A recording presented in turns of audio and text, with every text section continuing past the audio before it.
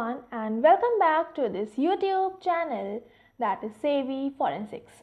So friends, आज हम बात करने वाले हैं टूल मार्क्स का जो एग्जामिनेशन होता है वो किस तरह से होता है।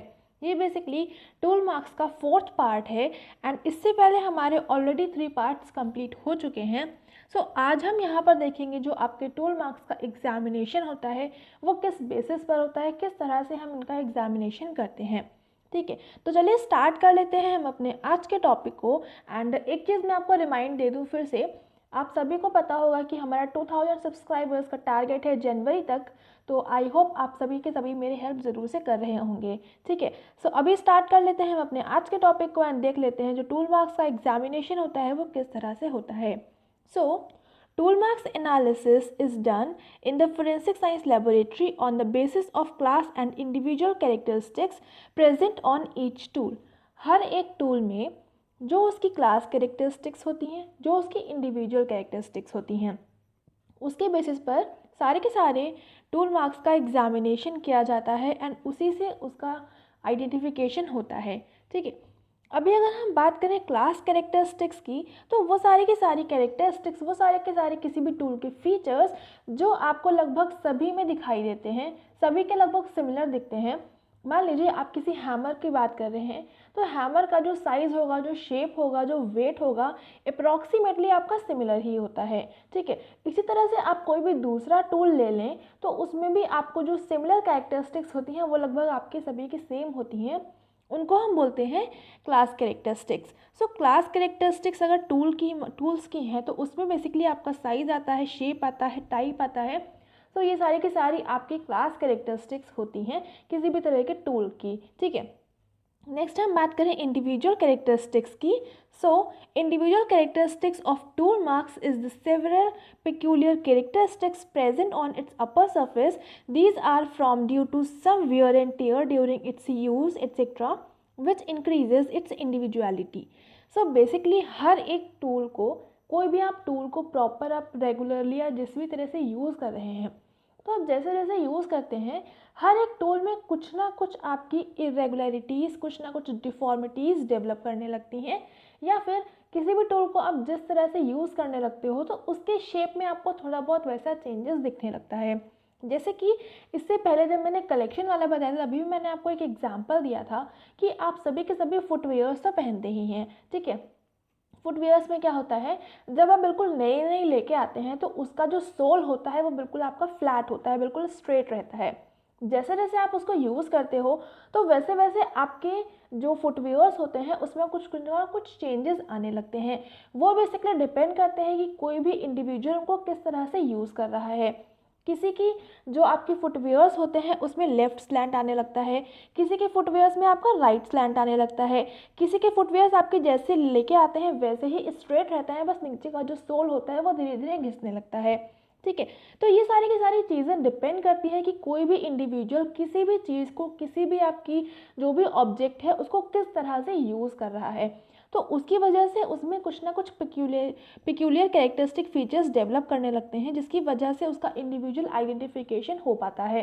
ठीक है, तो ये सारी की सारी जो चीज़ें होती हैं, जो आपकी पिक्यूलियर कैरेक्टरिस्टिक्स होती हैं, ये आपका सेम फॉर्मूला आपके जो टूल्स होते हैं उन पर भी डिपेंड करता है कि कोई भी इंडिविजुअल उसको किस तरह से अप्लाई कर रहा है, किस सरफेस पर अप्लाई कर रहा है, कितना प्रेशर अप्लाई कर रहा है।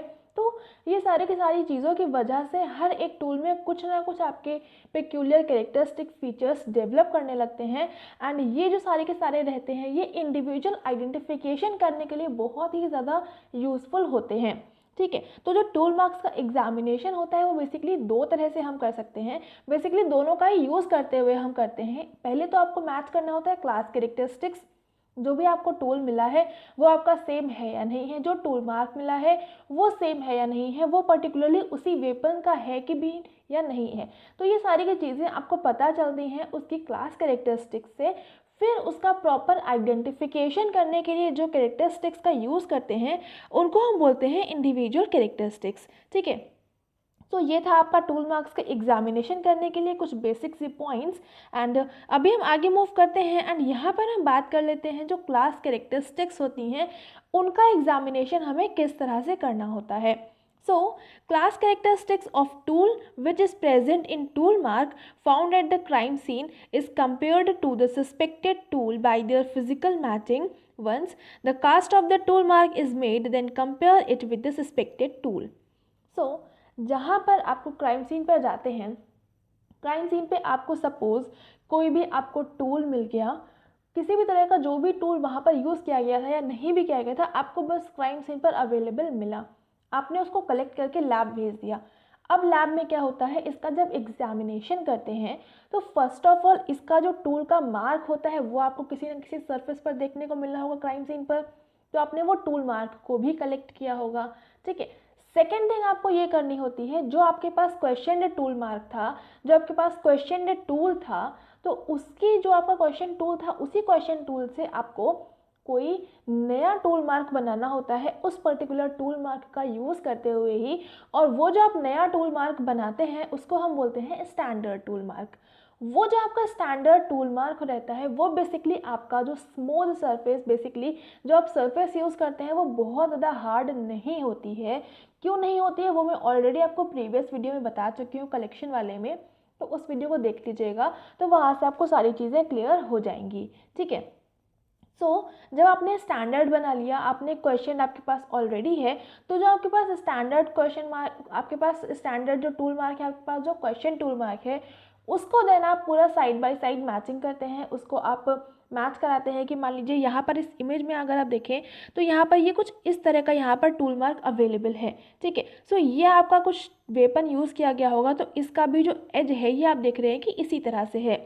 तो इसी टूल से आपको क्या करना होता है, इसी टूल से आपको एक स्टैंडर्ड भी बनाना होता है, एंड उसके बाद में जब ये कास्ट आपकी डेवलप हो जाती है, जो कास्टिंग का यूज़ करते हुए आप टूल मार्क बनाते हैं, इसमें क्या करना होता है, दोनों को आपको मैच करना होता है proper side by side, over and under, इस तरह से आपको मैच करना होता है, जो सुपर इम्पोजिशन वाली टेक्निक्स होती हैं उसका यूज़ करते हुए।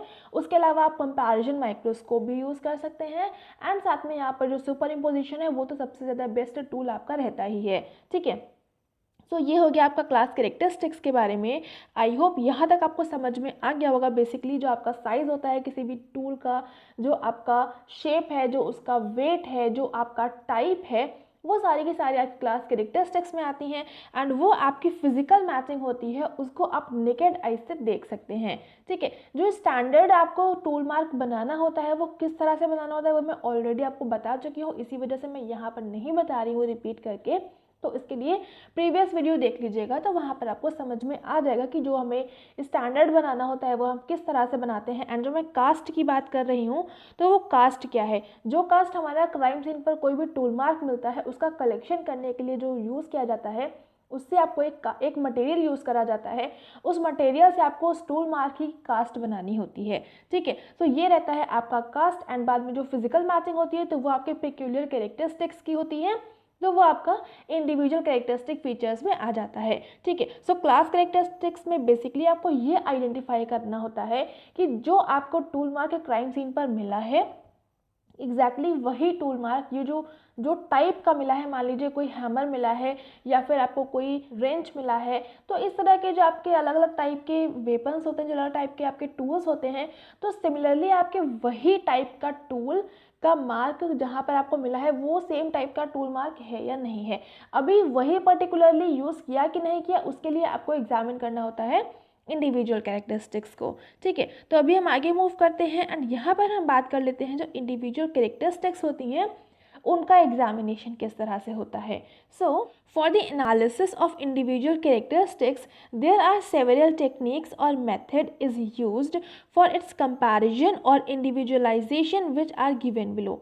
बेसिकली जो आपके इंडिविजुअल कैरेक्टरिस्टिक्स का एग्जामिनेशन होता है, जो कंपैरिजन होता है, बेसिकली उसके लिए कंपैरिजन या फिर इंडिविजुअलाइजेशन के लिए कुछ अलग अलग से मेथड्स या फिर टेक्निक्स का यूज़ करते हैं, वो सारी की सारी आपके सामने यहाँ पर लिखी हुई हैं। फर्स्ट होता है आपका side by side comparison by using comparison microscope. Comparison microscope का यूज़ करते हुए आप साइड बाय साइड दोनों ही कास्ट को रखेंगे एंड उसका प्रॉपर एग्जामिनेशन करते हैं। कंपैरिजन माइक्रोस्कोप का जो आपका अटैचमेंट होता है वो एक कंप्यूटर स्क्रीन से होता है, कंप्यूटर सिस्टम से होता है, तो जो भी आपको माइक्रोस्कोप में दिख रहा होता है वो डायरेक्टली आपको कंप्यूटर के स्क्रीन पर दिखने लगता है, और वो आपको कुछ इस तरह से दिखता है कि मान लीजिए ये आपकी कंप्यूटर की स्क्रीन है, तो यहाँ पर ये इस तरह से इमेज आती है एंड ये हाफ हाफ आती है। एक साइड में होता है आपका जो स्टैंडर्ड सैंपल होता है एंड दूसरे साइड में होता है आपका जो क्वेश्चन सैंपल की कास्ट होती है।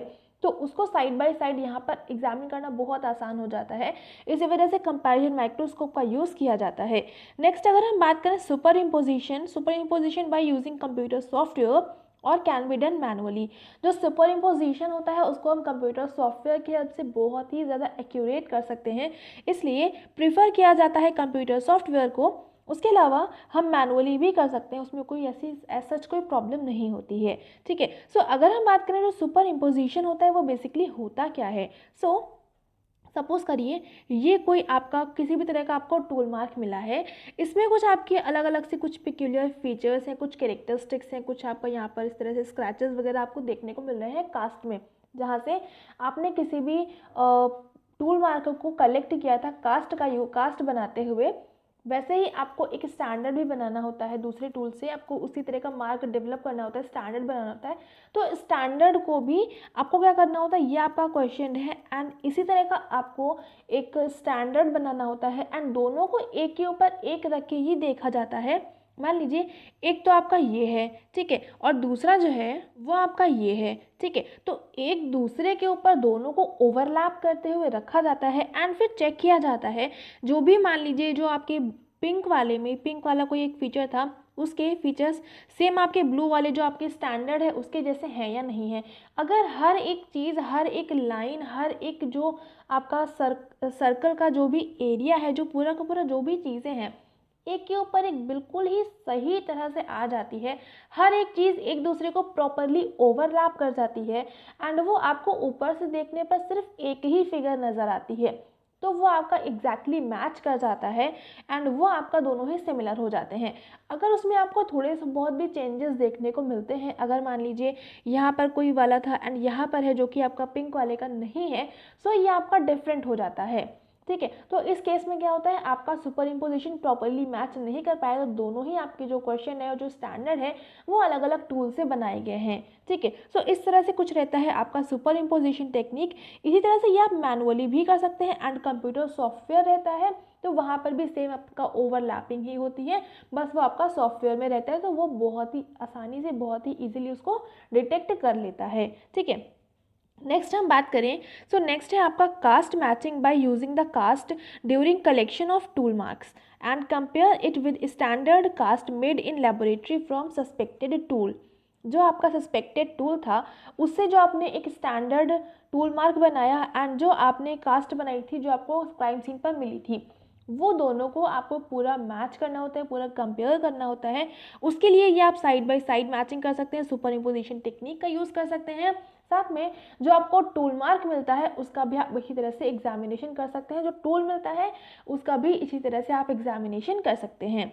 ठीक है, तो ये आपका पूरा का पूरा एग्जामिनेशन रहता है इंडिविजुअल कैरेक्टरिस्टिक्स का। बेसिकली ये 3 आपके इंपॉर्टेंट फीचर्स होते हैं, इंपॉर्टेंट फैक्टर्स होते हैं, जिसके बेसिस पर आप बहुत ही इजीली एग्जामिन कर सकते हैं। ठीक है, एंड अभी हम आगे मूव करते हैं एंड यहाँ पर इस इमेज से आपको सारी चीज़ें बहुत ही अच्छे से क्लियर हो रही होंगी। यहाँ पर आप देख सकते हैं एक आपके पास स्टैंडर्ड है, एक आपके पास क्वेश्चन सैंपल है। ठीक है, ये आपने स्टैंडर्ड बनाया हुआ है, ये आपने क्वेश्चन बनाया हुआ है। ठीक है, तो इसमें आप देख सकते हैं ये आपको बीच से हाफ है, ये आपको साइड बाय साइड दोनों ही इमेजेस दिख रही हैं। अभी यहाँ पर आप देख सकते हैं जो आपकी ये लाइंस जा रही हैं वो दोनों में बिल्कुल सेम सेम जा रही हैं, कोई भी चेंज नहीं है। एग्जैक्टली जैसा आपको इधर नज़र आ रहा है वैसा ही आपको इधर भी नज़र आ रहा है। ठीक है, तो इसमें क्या होता है, बस यहाँ पर इतने में थोड़ा सा चेंजेस है, तो हो सकता है कि पूरा उस तरह से ना यूज़ हो पाया हो, इस जगह पर जब उसने यूज़ किया तो थोड़ा सा उसका वेपन उठ गया हो, तो ये चीज़ें रह सकती हैं। लेकिन बाकी की अगर आप सारी की सारी लाइंस की बात करें तो वो एग्जैक्टली हर एक लाइन बिल्कुल ही सही तरह से जा रही है। तो ये होता है आपका साइड बाय साइड मैचिंग कुछ इस तरह से। यहीं पर अगर आपको ओवरलैपिंग करनी होती है तो जो आपको स्टैंडर्ड होता है, स्टैंडर्ड वाला जो होता है, स्टैंडर्ड वाले को आपको क्वेश्चन वाले के ऊपर ओवरलैप करते हुए रखना होता है एंड देन उन सारी लाइंस को, उन सारे फीचर्स को आपको पूरा प्रॉपरली एग्जामिन करना होता है। तो इस तरह से आपका कुछ एग्जामिनेशन होता है जो आपके standard and question tool marks का आप कलेक्शन करते हैं, जो डेवलप करते हैं स्टैंडर्ड वाले। तो इस तरह से आपको एग्जामिनेशन करना होता है सुपर इम्पोजिशन टेक्निक का यूज़ करते हुए, कंपैरिजन माइक्रोस्कोप का यूज़ करते हुए। तो इस तरह से होता है। सो आई होप यहाँ तक आपको समझ में आ गया होगा जो टूल मार्क्स होते हैं उसका एग्जामिनेशन किस तरह से करते हैं। एंड यहाँ से आपके नेट के एग्जाम में काफ़ी सारे क्वेश्चंस भी देखने को मिल सकते हैं, तो आप इस तरह से उनको कर सकते हैं बहुत ही आसानी से। ठीक है, सो ये वाला टॉपिक यहाँ पर कंप्लीट होता है एंड बेसिकली टूल मार्क्स जो है वो भी यहाँ तक आपका कंप्लीट हो चुका है। एक टॉपिक इसका और बचा है फोरेंसिक सिग्निफिकेंस का, जो सबसे ज़्यादा इंपॉर्टेंट टॉपिक है। ठीक है, तो इसके बाद में आपको वाला वीडियो मिल जाएगा एंड देन हम स्टार्ट करेंगे आपका टॉक्सिकोलॉजी एंड साथ में आपका डॉक्यूमेंटेशन भी। एंड उन 2 वीडियो से पहले 2 वीडियोज़ में और अपलोड करूँगी आपके forensic science laboratory and central forensic science laboratory की, उनकी जो भी पूरी डिटेल्स होती हैं उनके बारे में। बेसिकली जो आपका नेट का सिलेबस है, तो उस सिलेबस में आपको फर्स्ट यूनिट में ये दोनों ही टॉपिक्स देखने को मिलते हैं, तो इसी वजह से उसको मैं पहले इंक्लूड कंप्लीट कर दूंगी। उसके बाद में हम टॉक्सिकोलॉजी एंड डॉक्यूमेंटेशन को दोनों को ही ऑल्टरनेट वीक के बेसिस पर स्टार्ट करेंगे। ठीक है, तो ये वाला टॉपिक यहाँ पर कंप्लीट होता है एंड आप मुझे फॉलो कर सकते हैं हमारे Facebook page and Telegram channel पर। यहाँ पर हमारा ब्लॉगर भी है, तो वहाँ पर भी आप विजिट कर सकते हैं। ठीक है, एंड वीडियो पसंद आ रहा है तो उसको लाइक ज़रूर से कर देंगे, अपने फ्रेंड्स के साथ में शेयर ज़रूर से कर देंगे। चैनल पर नए हैं तो चैनल को सब्सक्राइब ज़रूर से कर लेंगे, बेल आइकन प्रेस कर लेंगे for daily updates and thank you so much for watching me here.